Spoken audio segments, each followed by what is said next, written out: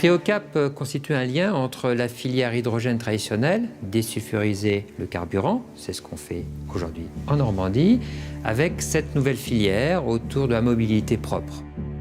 Donc tout ce qui est lié à la transition énergétique.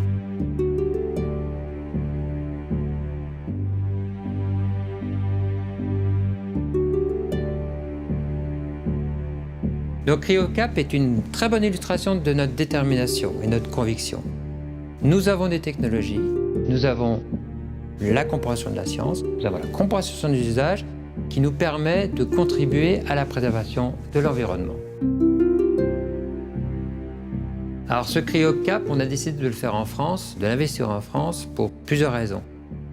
Premièrement, on avait une base industrielle solide en Normandie. Deuxièmement, on a le centre de recherche. Troisièmement, le centre d'ingénierie. Donc on a tout entre des opérations, des chercheurs et des concepteurs.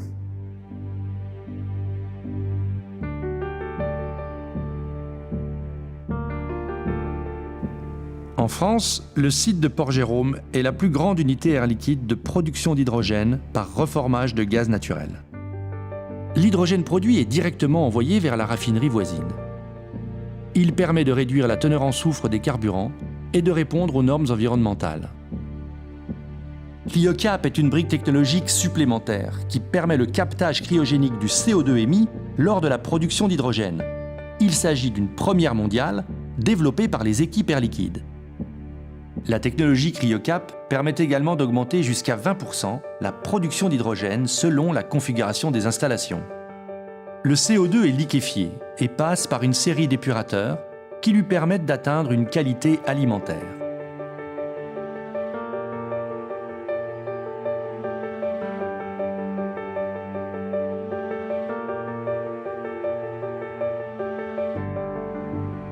C'est par camion que le CO2 est livré aux clients Air Liquide, que sont les producteurs agricoles qui enrichissent leurs serres en CO2, les industries agroalimentaires qui utilisent le CO2 pour la surgélation, le conditionnement, la carbonatation des boissons gazeuses et la grande distribution pour le transport et le maintien de la chaîne du froid.